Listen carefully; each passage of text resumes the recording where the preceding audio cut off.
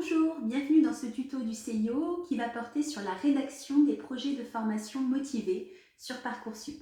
Je suis très heureuse de vous retrouver, j'espère que vous allez bien, que vous êtes en bonne santé, que vous êtes calme, reposé et serein.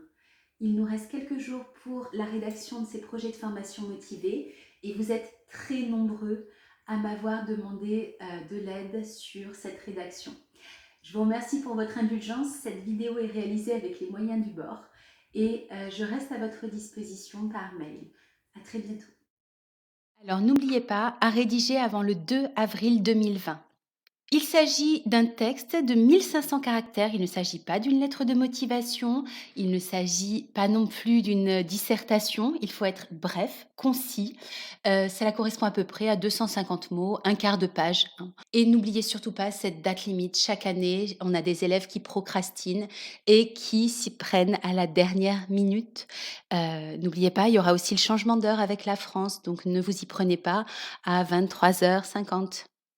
La méthode de rédaction, je vous propose une méthode en 3 étapes. Première étape, vous allez aller sur Parcoursup, ouvrir la fiche de formation.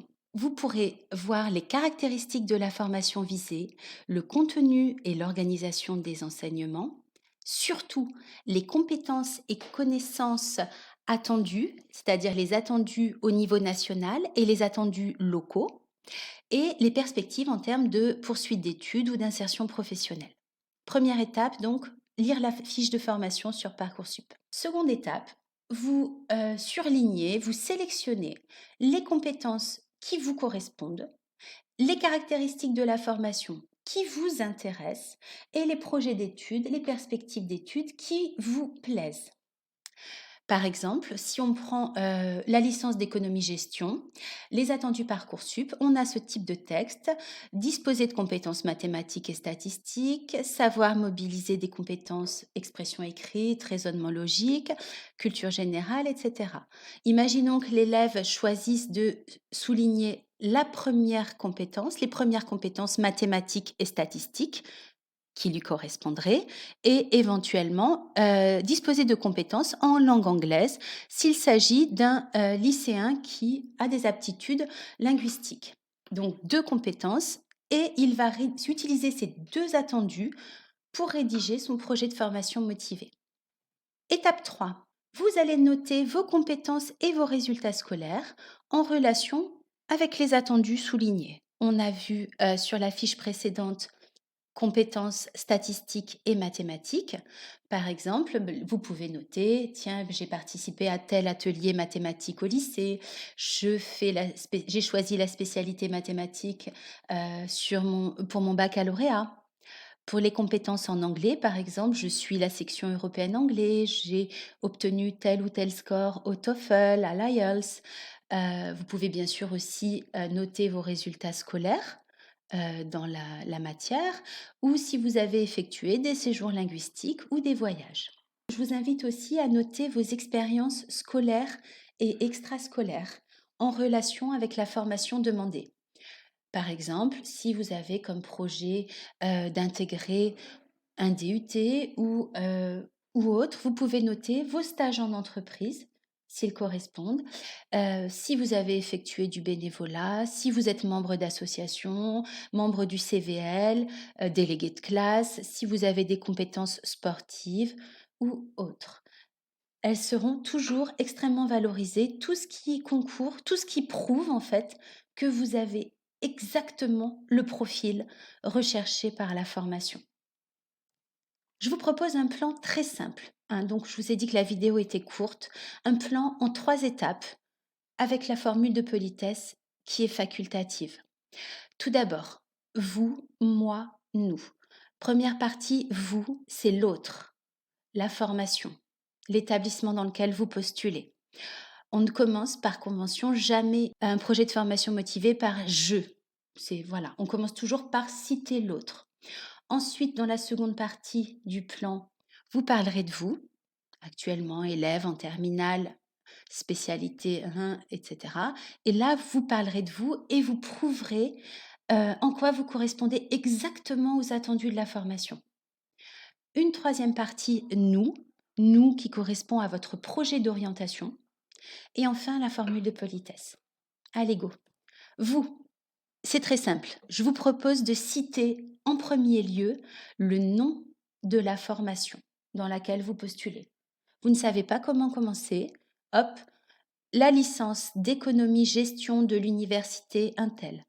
Si vous postulez en DUT gestion des entreprises et des administrations à l'IUT de Roanne, vos premiers mots seront le DUT gestion des entreprises et des administrations de l'IUT de Roanne, etc. D'accord? Donc vous commencez par nommer la formation dans laquelle vous postulez. Vous ne parlez pas de vous en premier, vous commencez à parler de la formation. Je vous propose par exemple la licence d'économie-gestion de l'université Intel s'adresse à des étudiants possédant des compétences mathématiques et statistiques indispensables à l'économie et à la gestion, ainsi qu'une maîtrise de la langue anglaise. J'ai simplement repris les compétences donc notées qui me correspondaient, donc les compétences citées dans les attendus de la formation sur Parcoursup. Seconde partie. Or, et enfin, vous allez parler de vous-même. Or, moi. Donc, or, élève de terminale, spécialité. Au lycée, vous mettez le nom de votre lycée. Vous précisez s'il s'agit d'un lycée français AEFE ou partenaire AEFE, dans quelle ville, éventuellement dans quel pays. Et ensuite, vous commencez à parler de vous. Donc, cette seconde partie, doit être plus grande, à contenir le plus de mots. Donc c'est là où vous allez pouvoir citer vos expériences, toutes vos qualités, vos compétences en correspondance, en rapport avec les attendus de la formation. Alors je vous ai mis important, pas de déclaratif s'il vous plaît. Vous êtes peut-être beau, grand, fort, intelligent, mais prouvez ce que vous dites. Je vous donne des exemples types de phrases. Par exemple, écrire mon stage ou mon option, ma spécialité de terminale m'a permis de développer des compétences statistiques. Prouvez ce que vous dites. Par exemple, mes séjours linguistiques attestent de mon intérêt ou mon score au TOEFL atteste de mon niveau de compétence en langue anglaise, etc. Les verbes donc attestent de, illustrent mon permis de développer telle compétence. Et enfin, troisième partie qui est plus courte que la seconde, donc la partie nous, c'est la partie dans laquelle vous allez présenter votre projet d'orientation. Vous pouvez commencer cette partie donc par intégrer votre formation ou vous pouvez aussi citer la formation. Donc, par exemple, intégrer la licence d'économie et gestion de l'université X me permettra de réaliser mon projet d'orientation et de poursuivre mes études en... Et donc, par exemple, là, vous pouvez citer vos projets d'orientation. Là, j'ai noté par exemple, intégrer une grande école de commerce ou viser un master finance ou l'obtention d'un double degree avec le pays qui vous intéresse. Regardez le contenu de la formation et ce qu'elle vous permet d'envisager. Ce sera toujours fortement apprécié. D'autant plus que cette année, les concours étant supprimés, les projets de formation motivés seront vraiment scrutés. Donc soyez assez précis, montrez que vous connaissez la formation dans laquelle vous postulez. Enfin, le projet de formation motivée peut se terminer par une formule de politesse. Elle est facultative, on n'est pas dans une lettre classique. Surtout, s'il vous plaît, ne mettez pas dans l'attente d'une réponse favorable de votre part. Ça fait attentiste, c'est assez péjoratif. Donc, une phrase simple, me tenant à votre disposition pour tout complément d'information. Voilà, je vous prie d'agréer l'expression de ma respectueuse considération, de mes salutations distinguées.